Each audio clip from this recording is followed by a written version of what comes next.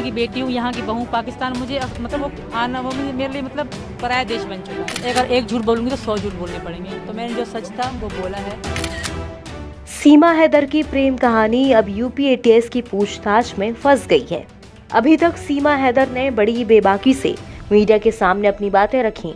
दरअसल सीमा को लेकर चर्चा थी कि 2 ही दिन में पासपोर्ट बनवाकर सीमा भारत में दाखिल हुई है। 8 मई को पासपोर्ट बनने और 10 मई को भारत आने की बात को सीमा ने झूठा करार दिया। कहा कि झूठ कहा जा रहा है, पासपोर्ट पहले का था, पहला वीजा, दूसरा वीजा, हर चीज लीगल थी। पासपोर्ट अक्टूबर 2022 का है, हालांकि डेट याद नहीं है।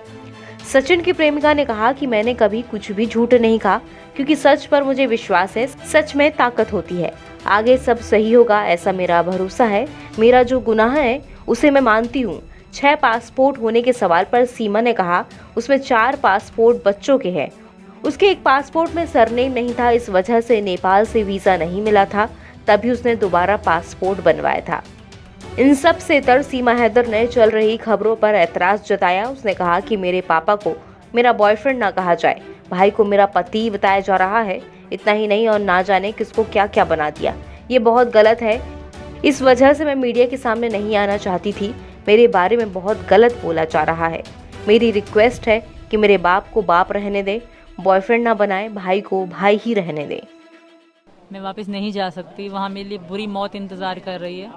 तो यहाँ का कानून ऐसा गलत नहीं करेगा मेरे साथ। और आप सबसे भी रिक्वेस्ट है कि सपोर्ट में बोलो।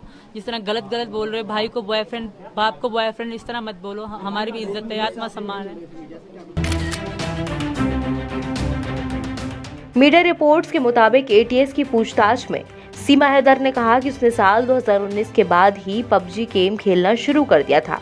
तब बातों बातों में हिंदी भाषा बोलनी सीख ली, क्योंकि भारत के पढ़े लिखे लड़कों संग वो पबजी खेलती थी। सूत्रों का कहना है कि एटीएस ने जब सीमा हैदर से पूछा कि अर्थ, अनर्थ, शरण जैसे शब्द बोलने कैसे सीखे और उच्चारण बिल्कुल सटीक कैसे, और ये किसी उत्तर भारतीय की तरह कैसे सीखा, तो जवाब में सीमा ने फिर वही दोहराया कि सचिन से ही उसने यहाँ की भाषा सीखी है।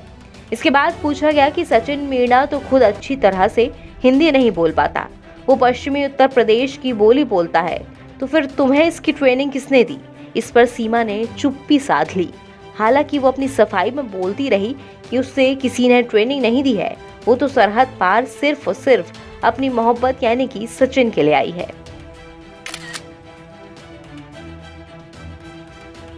एटीएस सूत्रों की माने तो सीमा ने अब तक की पूछताछ में एटीएस के सारे सवालों के जवाब बेबाकी से दिए हैं, ठीक उसी तरह जैसे वो अभी तक मीडिया से खुलकर बात करती रही है।